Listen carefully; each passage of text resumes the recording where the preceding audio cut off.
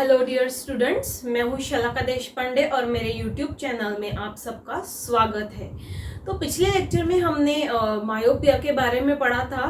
Okay, तो इस lecture में हम प्रिस्बायोपिया और हाइपरमेट्रोपिया के बारे में पढ़ेंगे। ये लेक्चर वीडियो देखने से पहले मेरी आपसे एक रिक्वेस्ट है कि ये इससे पहले का जो लेक्चर है मेरा वो आप देख लो, मतलब ये पार्ट आपको और क्लियर हो जाएगा। For example structure of human आई और मायोपिया का लेक्चर वो आप देख लेना और बाद में ये लेक्चर देखना, so it will be more clear to you और आप अच्छे से समझ पाओगे इस लेक्चर को। ठीक है, तो चालू कर देते हैं। ठीक है, आप देख सकते हैं हाइपरमेट्रोपिया एंड प्रिस्बायोपिया दोनों थोड़े बहुत एक जैसे ही है।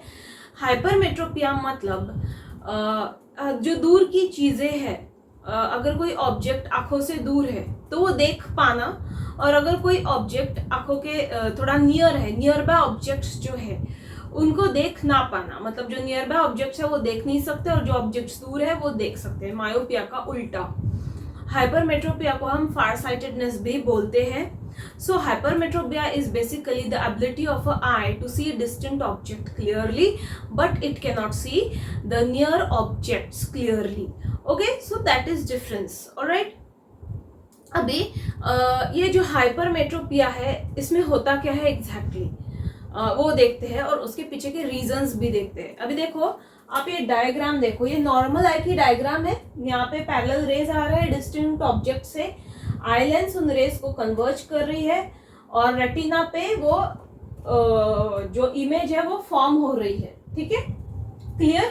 तो ये नॉर्मल आई के लिए है, लेकिन जिनको हाइपरमेट्रोपिया होता है उनके केस में होता क्या है कि जो ऑब्जेक्ट है वहां से रेज आ तो रही है, आइलेंस पे गिर रही है, लेकिन जो इमेज है वो रेटिना के पीछे फॉर्म हो रही है।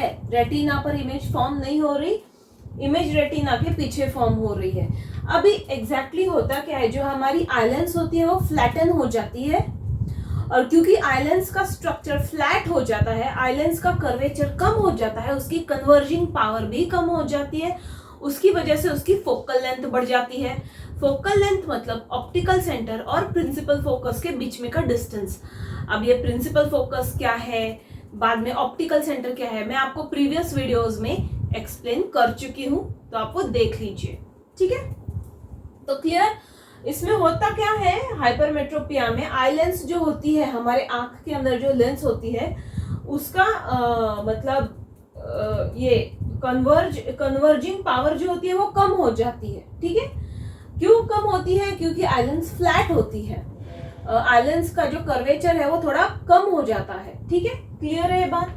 दूसरा रीजन क्या है हाइपरमेट्रोपिया के लिए, कि जो हमारा आईबॉल है उसका जो नॉर्मल लेंथ है वो कम हो जाता है, मतलब जो आईलेंस है और रेटिना है उसमें बीच में का जो डिस्टेंस होता है वो कम हो जाता है और आईबॉल्स फ्लैटन हो जाता है, छोटा बन जाता है आईबॉल। तो ये दूसरा रीजन है हाइपरमेट्रोपिया का। तो ऐसा भी आपसे पूछ सकते हैं डेफिनेशन हाइपरमेट्रोपिया के and reasons for hypermetropia. Alright, clear, fine. तो अभी इसको करेक्शन का, ये जो थर्ड डायग्राम आप देख रहे हो ये करेक्शन का डायग्राम है। हाइपरमेट्रोपिया को करेक्ट कैसे किया जाए, तो आई के आगे कॉन्वेक्स लेंस रखा जाता है, जो भी रेज आ रही है ऑब्जेक्ट से वो सबसे पहले कॉन्वेक्स लेंस पर गिरेगी, कॉन्वेक्स लेंस उसे कन्वर्ज करेगी और जो कन्वर्ज्ड रेज है वो हमारी आई लेंस पर गिरेगी और आई लेंस उसे और कन्वर्ज करके ठीक रेटिना पे इमेज फॉर्म हो जाएगी। तो जो करेक्शन है हाइपरमेट्रोपिया को कैसे करेक्ट किया जाता है, कॉन्वेक्स लेंस की मदद से। एक कॉन्वेक्स लेंस ली जाती है of a suitable power and a focal length. Okay, और जो सुटेबल पावर और फोकल लेंथ की कॉन्वेक्स लेंस है वो आई के सामने होती है, मतलब स्पेक्ट्स पहनते हैं ना हम। ओके, फॉर एग्जांपल जिन लोगों को जो पास की चीजें हैं वो दिखाई नहीं देती तो उनकी ग्लासेस में कॉन्वेक्स लेंस होता है। ठीक है, क्लियर है ये बात? तो आई होप आपको हाइपरमेट्रोपिया समझ में आ गया होगा। ओके, अभी प्रिस्बायोपिया क्या है देखो प्रिस्बायोपिया हाइपरमेट्रोपिया की तरह ही है, लेकिन प्रिस्बायोपिया एजिंग की वजह से होता है। जैसे जैसे हमारा एज बढ़ता है, जो एजेड लोग होते हैं वो जो पास के ऑब्जेक्ट्स है वो देख नहीं पाते, जो पास में हम बुक रख के पढ़ते हैं बुक पढ़ नहीं पाते ठीक से, तो जो नियर बाय ऑब्जेक्ट्स है वो एजेड लोग देख नहीं पाते। ऐसा क्यों होता है? क्योंकि उनकी आंखों की जो पावर ऑफ अकोमोडेशन है, power of accommodation of I becomes less. अब ये पावर ऑफ अकोमोडेशन क्या है? पावर ऑफ अकोमोडेशन यानी जो हमारे अंदर आंखों के अंदर जो आइलेंस होती है उसकी एबिलिटी होती है फोकल लेंथ कम करना या फिर फोकल लेंथ को ज्यादा करना। और ये जो कैपेबिलिटी है आइलेंस की फोकल लेंथ को कम या फिर ज्यादा करने की, उसे हम बोलते हैं पावर ऑफ अकोमोडेशन ऑफ आई। और आइलेंस ये किसकी मदद से करती है? आइलेंस के अक्रॉस सीलियरी मसल्स अटैच होते हैं। सीलियरी मसल्स के कंप्रेशन और रिलैक्सेशन की वजह से जो हमारी फोकल लेंथ है वो चेंज हो जाती है। ठीक है, तो इसे हम बोलते हैं पावर ऑफ अकोमोडेशन ऑफ आई। तो जैसे जैसे एज बढ़ता है 50+, तो जो एजेड लोग होते हैं उनके सीलियरी मसल्स काफी वीक हो जाते हैं और उसकी वजह से उनकी पावर ऑफ अकोमोडेशन ऑफ आई भी कम हो जाती है। तो इसकी वजह से क्या होता है, जो नियर बाय ऑब्जेक्ट्स है वो एजेड लोग देख नहीं पाते।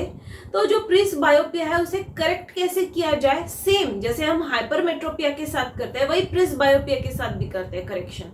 मतलब कॉन्वेक्स लेंस की मदद से प्रिस्बायोपिया को करेक्ट किया जा सकता है। इमेज रेटिना पे फॉर्म होती है और ऑब्जेक्ट क्लियरली दिखाई देता है। अभी ये बायफोकल लेंस आपने नाम सुना होगा, क्या होता है? आपको अभी क्वेश्चन आया होगा कि ये बायफोकल लेंस क्या होता है। तो कभी कभी होता क्या है, विजन में इतना डिफेक्ट आ जाता है कि पास वाली चीजें भी दिखाई नहीं देती और दूर वाली चीजें भी दिखाई नहीं देती। तो जो अपर पार्ट है लेंस का, जो ग्लासेस हम पहनते हैं उसका जो अपर पार्ट है वो कॉनकेव लेंस का होता है और जो लोअर पार्ट है वो कॉन्वेक्स लेंस का होता है। अपर पार्ट यानी कॉनकेव लेंस क्या करती है? मायोपिया को करेक्ट करती है। और लोअर पार्ट यानी कॉन्वेक्स लेंस हाइपरमेट्रोपिया को करेक्ट करती है। यानी बाइफोकल लेंस में कॉनकेव और कॉन्वेक्स लेंस का दोनों का यूज किया जाता है। ऊपर होती है कॉनकेव, नीचे होती है कॉन्वेक्स, तो दोनों मिलके बनाते हैं बाइफोकल लेंस। ओके, सो जिनको पास के ऑब्जेक्ट्स भी दिखाई नहीं देते, दूर के ऑब्जेक्ट भी दिखाई नहीं देते, उनकी ग्लासेस में होती है बाइफोकल लेंस का यूज किया जाता है। आई होप आपको प्रिस्बायोपिया भी समझ में आ गया है। ओके, अब कंपैरिजन देखते हैं मायोपिया और हाइपरमेट्रोपिया का। तो सबसे पहला कंपैरिजन, इमेज कहाँ फॉर्म होती है? हमने देखा था मायोपिया में जो रेटिना है उसके फ्रंट साइड में, रेटिना के आगे इमेज तैयार हो रही है। वेरएज जो हमारा हाइपरमेट्रोपिया है यहाँ पर रेटिना के पीछे, यानी रेटिना है उसके पीछे इमेज तैयार हो रहा है। तो image formation fine. Then focusing power of lens. अभी फोकसिंग पावर ऑफ लेंस मतलब क्या? मतलब जो कॉनकेव लेंस होता है उसका फोकसिंग पावर निगेटिव होता है। किसके लिए यूज करते हैं हम कॉनकेव लेंस? मायोपिया को करेक्ट करने के लिए। और कॉनकेव लेंस की फोकसिंग पावर होती है निगेटिव। और कॉन्वेक्स लेंस हम किसके लिए यूज करते हैं? हाइपरमेट्रोपिया के लिए। और जो कॉन्वेक्स लेंस है उसकी फोकसिंग पावर कैसी होती है? पॉजिटिव नंबर होती है। हम बोलते हैं ना कि इसके चश्मे का नंबर पॉजिटिव है, उसके चश्मे का नंबर निगेटिव है। तो वही लेंस का difference of lens. Okay, focusing power of lens. Now type of lens use for correction.